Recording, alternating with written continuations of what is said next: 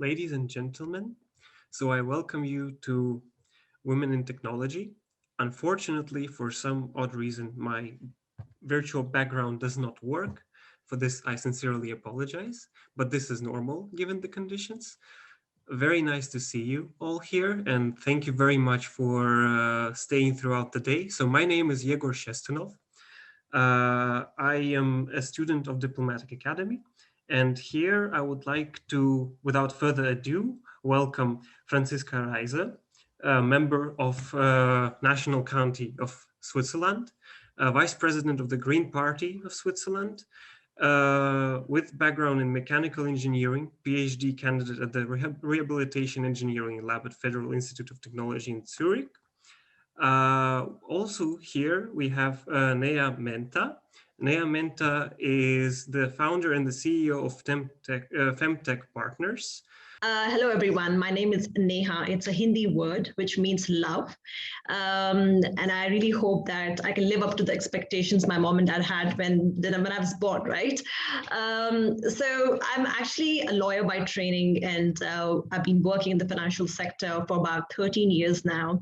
And in the recent past, I came to this conclusion that, it doesn't make sense for me to be working for someone and I have to go solo and work on a social purpose. So I was looking to have a purpose combined with getting a paycheck, right? So when I decided to embark on that journey, I set up a consulting firm called Femtech Partners. The reason I call it Femtech is because I'm representing the women in tech, the female in tech, and I'm trying to amplify the 50% of world's point of view. So we are talking about women, and especially when we talk about the Asia region, we don't really see a lot of women coming out and working in the financial space. And we work with fintech startups. We help them launch their business in the ASEAN market. And at the same time, we work with the development agencies. So we aim to bring financial inclusion for women and youth.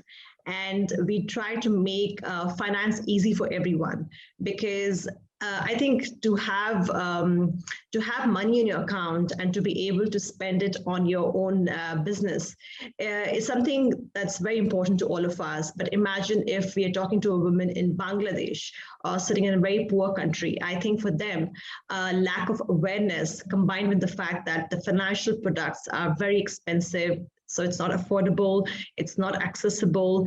So it becomes a double whammy for them. And the stats say that 21% of women are actually are in a position of not having access to mobile technology compared to men.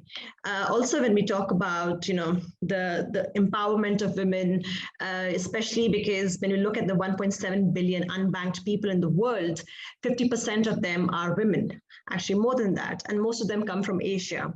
So our mission is to help women be financially empowered, and we also help women pro bono to have a career in fintech. So I'm hoping that if I'm able to share my experience with young female talent and accelerate their journey into the fintech space, if I've managed to touch one life, I'll be more than happy that I've at least achieved something. Thank you. Why do you think that is that there is such a disparity in who possesses the technology, who has access to technology, and who doesn't? So I think when we talk about the society, especially in a developing country, it's very patriarchal, right? We tend to see men taking all the decisions, and they're also the ones who are bringing money into the home. That's a different story, that women tend to hoard the money. They keep it under their pillow, in the umbrella. They're hiding all that money. They're making all the financial decisions, but they're not really empowered, so to say. I remember having a field visit in the remotest of village in Bangladesh, interacting with women to understand why they're not able to access capital. And the number one reason was that they're scared. And I was thinking of myself, right? Even when I'm sitting in a board meeting, I would be having second thoughts sometimes. I would be kind of in two minds whether I should be saying this or not. Whereas my male colleague with due respect to you and to all the men, they tend to be saying all the things that comes to their mind without articulating it nicely. And here I am struggling to figure out, should I, shouldn't I, right? So I think the fear factor that women have, I could relate to that aspect. And women told me that they wait for the men to arrive and then tell them, okay, this is the button. They're very scared. What if they press a wrong button? It's going to lead to something wrong. So I think that mindset needs to change. And also more women need to be educated. In fact, there was a social experiment when young girls were asked to draw a scientist. They could only think of a male scientist, right?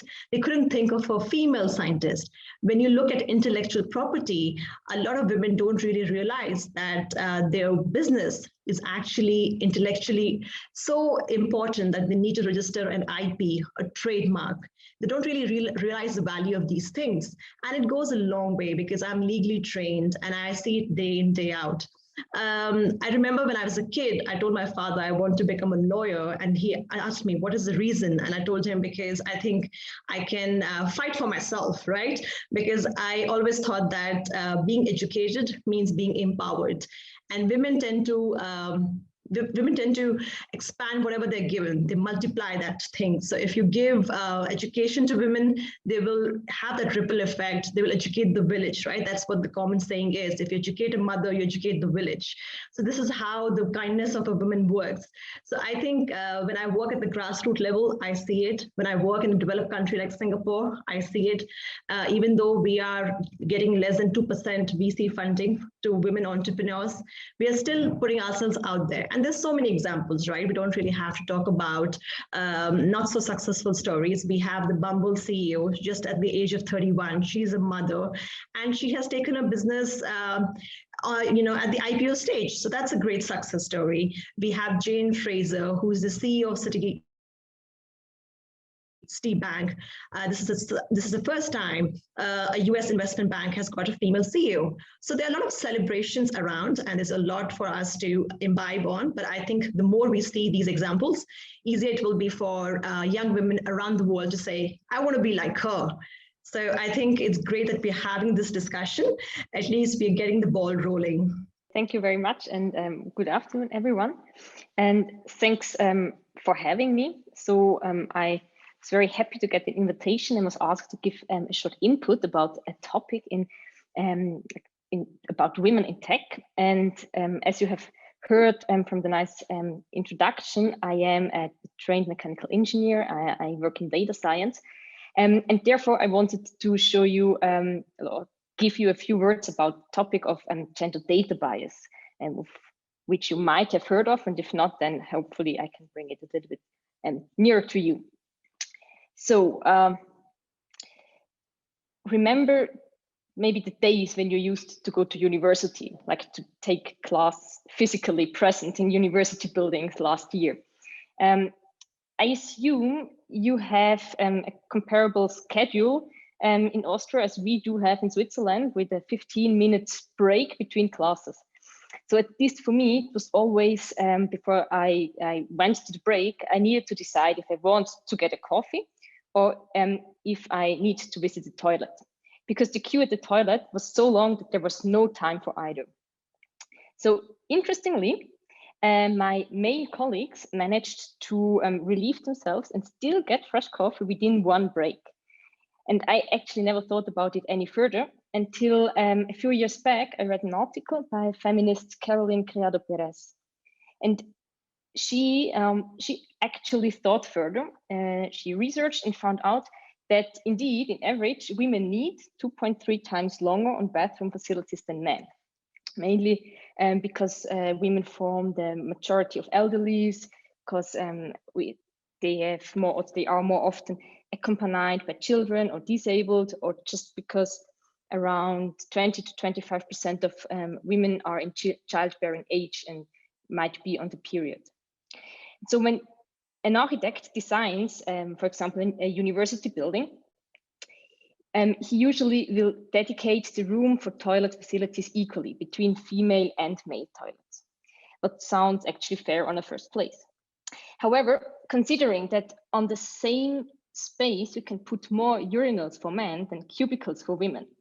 And also considering that women visit the toilet more often and need more time, actually doesn't make such a 50-50% division look too fair anymore.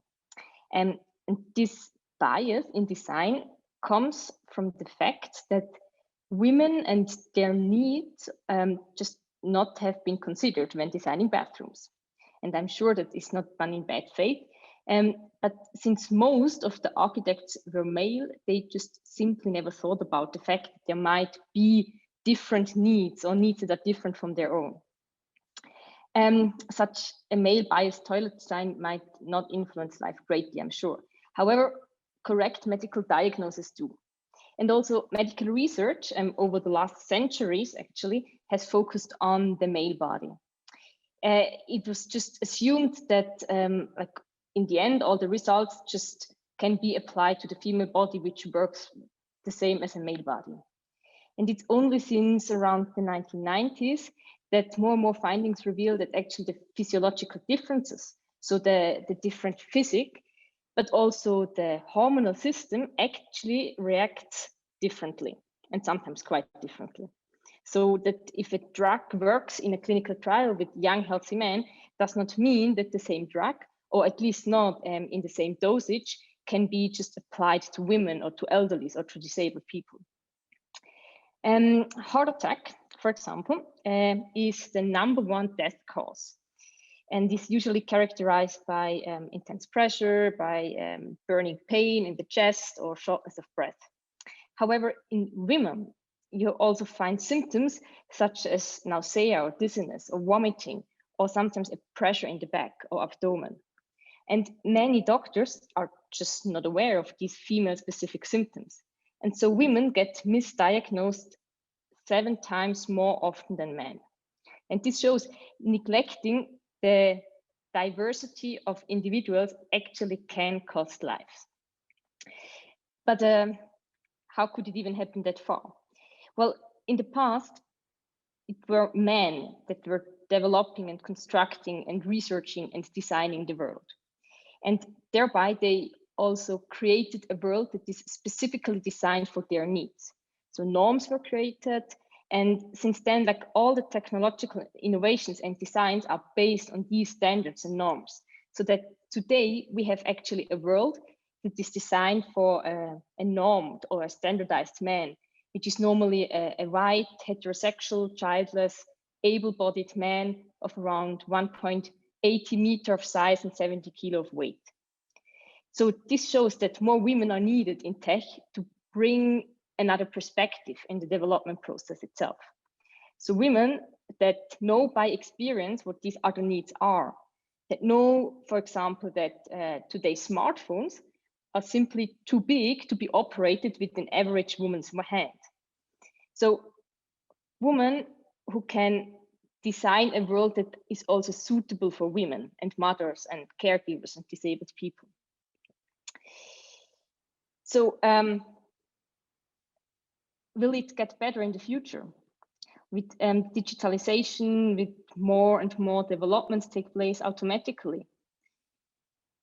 When no longer male engineers and architects and technicians shape the world, but actually artificial intelligence and neural networks, may be data-driven technology more objective and prevent such a male-biased design? Well, to answer that question, give me you an example. I'm sure you all know voice control to steer electronic devices. And they also happen to be built in cars. And a few years back, it was found out that for women, it's actually much harder to speak with their car. So they found out that if the women lowered the tone of their voice, then the car suddenly understood them better. And when the company building this speech recognition was confronted with that critique, they reacted actually, I would say, interestingly. So they said, yeah, maybe women just need to practice more to use this new technology.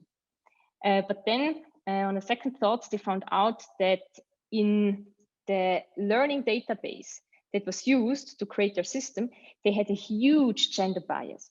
So around almost 70% of the speech samples came from men. So in machine learning, an algorithm or a model is trained, and thereby it learns the specific patterns that is in the data it was given. And so if in that data, male tone is more frequently present than female, the system is prone to better understand male voices. The same effects were also seen for automatic translations. So one of the largest word corpus for training automatic translation machines, consisting of, I think, over 500 million words, also showed to have a gender bias in it. So it contains twice as much male pronouns than female. And the result was that gender neutral formulations, they were translated then to male forms. And the system even learned content related interpretations. So a gender neutral formulation like er oder sie arbeitet im Gesundheitswesen was then translated to he is a doctor and she is a nurse. So this shows AI, or artificial intelligence, not only learns words, but it also adds associations that are present in the learning data. And thereby cultural stereotypes are picked up and reinforced by artificial intelligence.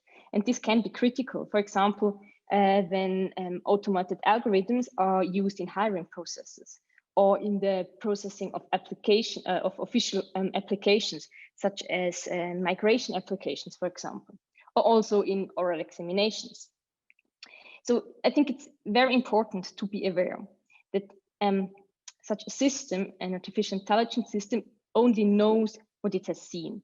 And if you have a gender bias in your data, your system most likely will be biased too. So if your data is sexist, then your system will be sexist too.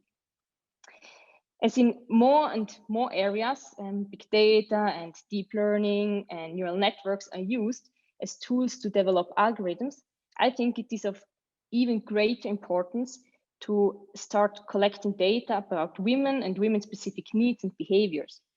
We need to close this gender gap in data and be always aware to first gender balance data before it is present or used to train a new AI system. So maybe concluding, I think it's very important that we have more women in the tech sector that bring their perspective and their experiences and their needs into the development process directly. And at the same time, we need to finally start opening our eyes and collect data about women and women-specific issues. And so in this way, I think we can create a world in future that is not just tailored to a standardized man, but that depicts our society in all its diversity. I thank you very kindly for the presentation. And I have two questions coming from the audience. The first question is to you, Franziska RYSER. So the question is, do you think that legal action can bring in a female perspective? Legal action, meaning to legally enforce to better represent female needs and female the female perspective within technological area and development processes. Perhaps, well, first of all, a small announcement. So if anyone wants to ask a question, please let us know in the chat. To the person that asked this question, would you like to maybe clarify? Because unfortunately, this is the only thing I have, so I don't quite know that that person cannot speak. Okay, well, in that case, feel free to take it away in whichever direction you want. Thank you. Yeah, so I think there are different ways and approaches we need to take to enforce and empower more women to get into the tech area. And I would see one of the more important steps, first of all, to engage young women and from a very young age on show them what technology can, and that also women are capable of coding and developing and engineering, and then in a later stage to show them role models, show them successful women that did that journey and that showed what women are capable of, also in such a system that is still very male dominated.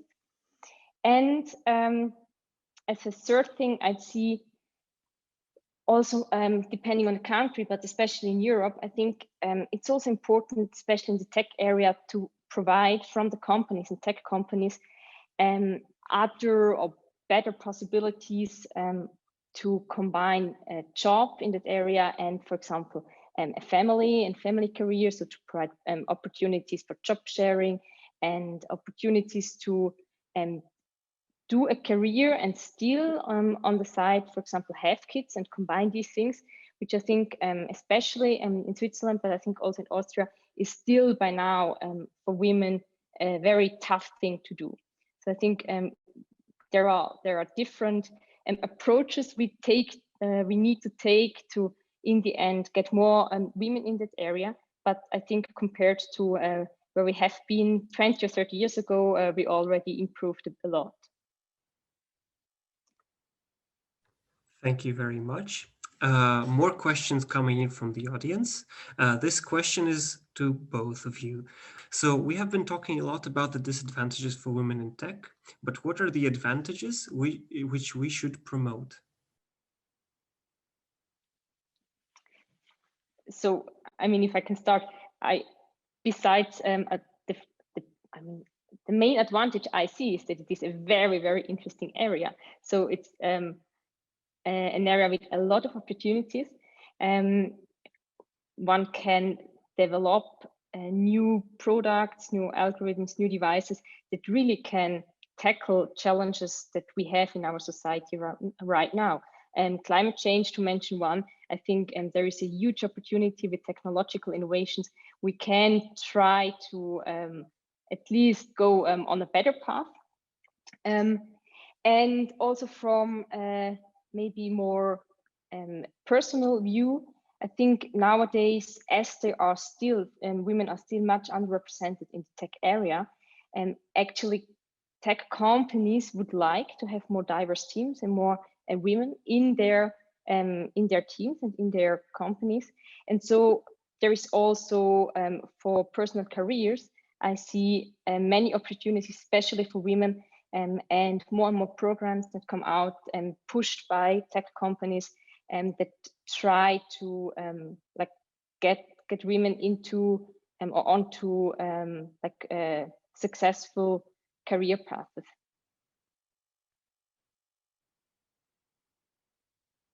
Thank you very much. Would you like to please contribute? Yes, please. So I think I will start with my answer in this way that when we talk about the tech industry, it's very agile. It's changing as we are talking, which means that there are no rules, so to say. Of course, the stats gave us very dooming, figures and looks, but at the same time, it also means that there are no rules to follow. That opens the floodgates for us, because I remember being a lawyer, I was working and doing partnerships, strategy, and then other things. I was wearing multiple hats. And I think that's a beautiful thing, because that means we don't really have to go on a set track, and women need to have that kind of options available to them. And then I will come to B. The B is borderless, right? COVID has shown us that we are able to do this right now. My co-panelist is in Switzerland. I'm doing this from India. You're in Austria. And all of us are able to do this because remote working has become the new normal. So when we talk about the tech industry, I think women are given the freedom and liberty to choose where they want to work from and decide the hours as well. And then I will talk about the C, which is the culture. And I think I have increasingly seen that, and this was also told by Franziska, that companies are looking for diversity, they're looking for talent, and women not only bring great minds, but they also bring emotional intelligence, right? We are great leaders because we have empathy. We think about others. We can relate to the situation. So there's some noise going on in the background. Sorry about that. But I think this is what the beauty of tech world is. I remember making a foray into fintech in 2017. I don't want to brag about my achievements, but in less than 4 years, I'm able to be in a position where I don't feel shy in bringing my own share at the decision table. So I think as long as we keep reminding ourselves that it's okay to take no, it's okay to try and knock on the doors because it is about the number game. I saw in the presentation, Franziska spoke about the biases when it comes to artificial intelligence, especially in the hiring aspect. And whoever has asked this question, maybe they were looking at starting a career in tech. So I want to tell them that, it's a number game. It's about cold calling. So don't feel shy in reaching out to me, to Franziska, and people like us who are already working in this space. So I'm very shameless when it comes to my dreams. And I think when I have kids, I'm going to give the same message that you have to be shameless. You have to ask for what you want, because if you don't ask, the answer is always no. So let's get into the habit of asking. It's okay to get a no, and no actually means no worries. I'm going to try again. Yeah. Thank you very much. Or perhaps it may mean that there is something much, much better awaiting. Next question coming from the audience. What is your view on the potential of the fintech sector for the financial inclusion of women, specifically in developing economies? For example, using mobile banking at a chance, a financial independence, or an e-commerce delivery platform to acquire contraceptives. Also, to add it to the question is, but study by the Gates Foundation of 10 countries across Africa, Asia, and South America found that women are almost 40% less likely than men to have used the internet. How can we overcome this gap? Thank you. So maybe I can start. When we talk about the developing markets, I think we are also talking about a global pandemic that we are facing right now. And whoever has asked the question, they put the stats there. I want to add one more to it by saying that actually COVID has put women 30 years behind. So it is definitely not in favor of women, especially when we talk about the unbanked and underbanked women in the least developed countries. In the same breath, I would like to say that poor women don't need poor solutions. So let's not assume that just because they're poor, they can deal or they want poor solutions. And when we talk about financial inclusion, we're talking about leaving no one behind in the digital era. So the only way we can bring women in the forefront is through acceleration of digitization. I think if we talk about from going offline to online, from offline to online, the O2O model is what we are looking for. So going back to our simple example, we are able to do it because we have access to technology. Many women and youth don't have it. So the first step is definitely the access. Which is lacking. And I think the question was rightly said, the access points are not there. In addition to the access point, we're also talking about the affordability. That is also pretty much missing. And then we talk about the literacy level or the awareness level. So I have been doing a lot of work with the development agencies, especially from the UK, trying to change this landscape. We focus on the financial inclusion of women and youth. We're trying to bring sustainable finance for them. And I think there are three key problems here. The first is the fact that women don't really have any collateral for getting a loan, right? Because the loan is owned by the man of the house. I want to start a business. I have nothing to give to the bank to get the ball rolling, to have the money in my account to start the business. So if I don't have that, how do I get started? Of course, there is a provision for microloans, and that's where the fintech component of it comes, the small ticket size loans. Then we're talking about a woman who already has a business, but she doesn't know how to go online. And I think, again, the awareness level comes through having apps. Like we are considering to do an app in Bangladesh in the local language using cartoon characters. And I think when we are watching cartoons, we're very happy. We are learning, but we don't realize that we are learning. So we are bringing the element of fun there. Then we're talking about KYC, knowing your customer. Women don't really have any digital footprint, right? They walk miles to get things done. They work as farmers, but they don't really have anything in the digital ecosystem. So how do we do that? So we are actually using the scraping system every time they use Facebook or any social media. This is with the assumption that they already have access to these facilities. We are able to get the credit scoring using AI, like Franziska was talking about. So once we have the credit scoring, we are able to disperse the loans to them. And that's how they use e-commerce channels. And then they can use e-payments, they can use Facebook to advertise their products, and then go online. So I think women are not only facing gender issues, they face digital divide, they face financial divide. So it's time that we change and break all these divides and bring women to the forefront. And as I said, poor women don't need poor solutions. So I think if all of us make it as our mission to actually help these women or maybe contribute in one way or the other, we can definitely change the ecosystem. Thank you. Thank you very much. More questions coming in. This question is for Franziska RYSER. So regarding artificial intelligence, do you think it would be necessary to have legal regulations in order to guarantee an all-inclusive AI? Thank you. Now, I guess that was where the first question was going. Well, on a personal note, I think we definitely need more precise regulation regarding AI in different aspects, but also in aspects of keeping AI as inclusive as possible, or try to prevent discriminative AI systems. However, more from a practical perspective, as I am also a politician and I am actually lawmaking at the moment, it's not as easy as one could hope for. So as all technological innovations, and especially AI, are first of all very dynamic processes. They change a lot. And secondary, it's difficult to define any parameters where regulations and legal regulations actually could tackle on.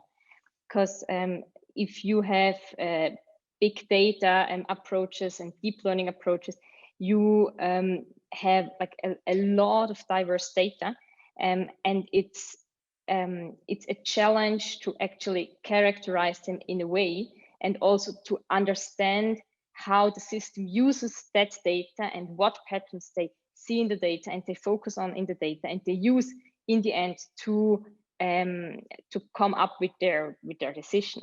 So I think it's not only from the legal perspective, but rather also from the engineering side and the people that develop the systems, that they actually are aware that like for all the system, there are evaluation steps needed, and evaluations that also focus to test if such a system actually have biases and have discriminative biases. And I feel that especially also coming from technological universities, there is still a lot of room for improvement. So it's a topic that actually I have not across a lot in the area of technological universities so far. And I think if we can increase the awareness there also from people that work in that area and that develop these systems, we could actually reach the goal faster than from the legislative approach. Thank you very much. So more questions coming. We've touched a little bit on this before, but I would say that it would be very interesting to talk about the personal experiences and the personal challenges, because we as students, we experience the transformation of the worlds. It's like growing up and understanding that expectations change, reality changes, and the perception of the world changes.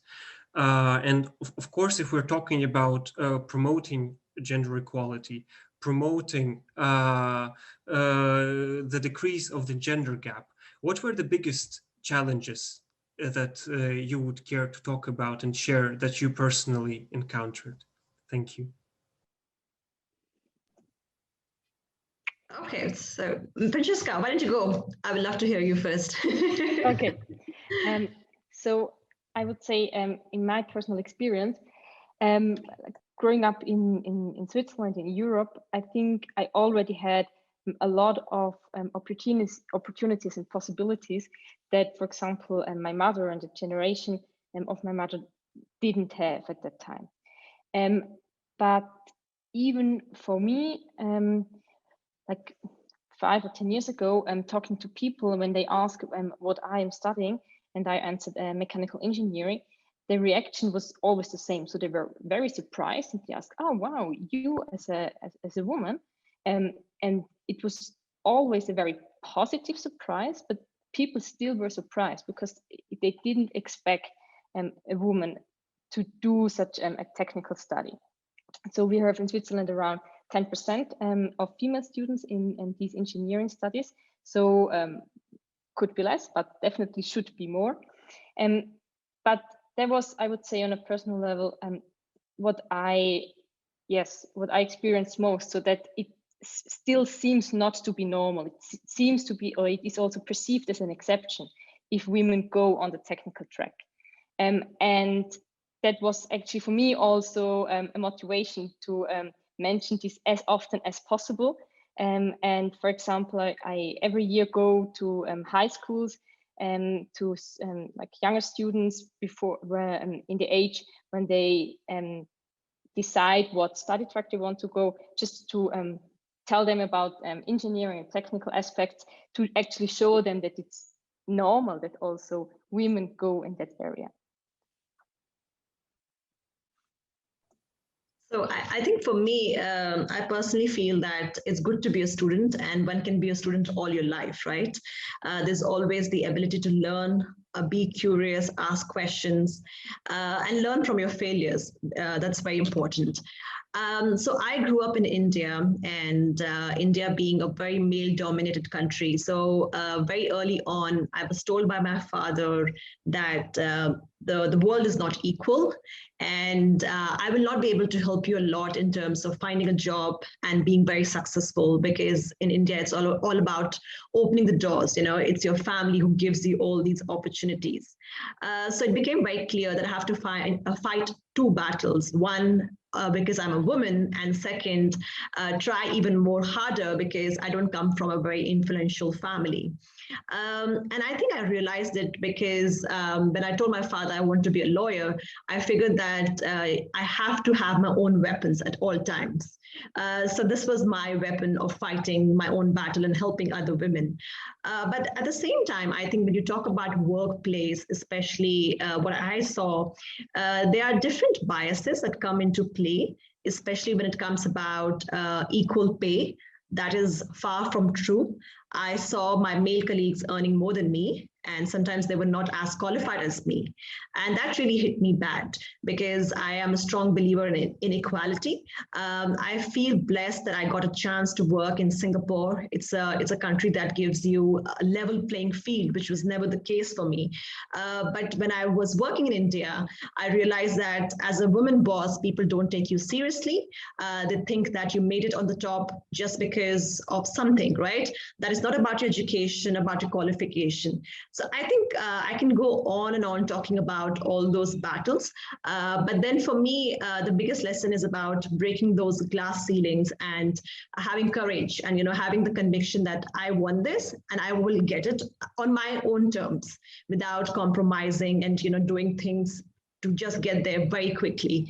And I think when I talk about this, I also want to talk about the fact that we as women have extra pressure to prove ourselves, because we not only are facing battles because of the culture, but also because people don't take us seriously at times. So I've been in meetings where I'm the only woman, and people automatically assume that I have nothing interesting to say. I have no merit to be on this table or this meeting. So I have to go to the extent of raising my hand and making sure people look at me and they actually believe I have something to say. So I think it becomes easier once you accept it. Because if you live in denial, it gets harder because you're fighting an inner battle. So it's better to just accept that this is what it is. Now, what can I do to make it better? So I think the process has made me very thick-skinned. It has made me realize that it's okay to get rejection, but it's okay not to try. So for me, I think if I were to give a message today, it's all about saying, give it a try, right? You never know. You might reach the stars, or you might just be where you are. Thank you very much. We exactly wanted to reach the concluding remarks. I think there's an echo. We wanted to reach exactly the concluding remarks. There is a last minute question though coming from the audience, if we could try to very quickly answer that. So we know that there is not as many women engaging in STEM subject as men. What is stopping women from doing so? Aside from grants in later education, how can we overcome this gap of involvement? What could governments, civil society, businesses do more? If we could try to do that briefly, but of course, it's hard to answer such questions briefly. Yeah, I'd say that's more a question for another hour of discussion. However, I would say there are different aspects to start off, but one very important I see in the cultural and societal level. So I think even now, young people and women by education are still from family, from society, less pushed or prone to take a path in the tech area. And actually, I see this as one of the challenges and goals of our generation, that at least for our children and the next generation, we try to give them an area and like a society where it is as normal for women as for men to take like all the different directions of profession, especially in the STEM area, so that in the next generation, then we will have like equalized stats also in the STEM area. Thank you very much. Would any of you like to make a closing remark? So I think I would just like to say that if you want to leave a legacy, then it's all about thinking about others. So if you are a woman working in any space, make sure you think about the younger generation of women. You set a right example for them, open the doors for them, and be gentle to them. Because Franziska was talking about women spending a lot of time in the loo, and the only story I can think about the loo is the fact that when I'm in the washroom after finishing a meeting, I never get a woman to tell me, "Oh, you were great there. You did really well." And when we talk about men, they're high-fiving in the washroom. They're saying to each other, "Hey, you were very good, bro." So I think we as women, if we can be the champions, we can be cheerleaders for each other, and also have men to do that as well, right? Because you are here asking this question, and I can see you're very happy talking to us. So I'm sure there are a lot of men out there who are really championing for us. So if we can continue the trend of cheering for each other and for each other's success, then the world will be a better place. And this is exactly what we need while we're coming out of this pandemic. Thank you. That was such a beautiful last word of Neha, so I don't have much to add. Maybe just, I guess, in the name of both of us, thank you for the organization and choosing that very, very important topic. I think it's one of the most important things that gender inequalities are discussed, so that we are all of us more and more aware of the inequalities in the different areas, as the program of today showed. And I also wish everyone a very nice final remark. And I hope that maybe this event can happen hopefully next year then physically, and maybe there is a chance to meet one or two other the one or the other people in person. That would also be great. So that's my wish as well. Thank you very much. I thank you for fighting the good fight, because who but us can fight the good fight. Thank you. So on this note, I would like to close this session, but now the open panel takes place, the final concluding panel takes place, where we discuss the main takeaways. The access details will be posted in the chat right now. So I invite you to join us on the open panel. And once again, thank you so much. Stay safe, stay healthy, and let's all be successful. Thank you.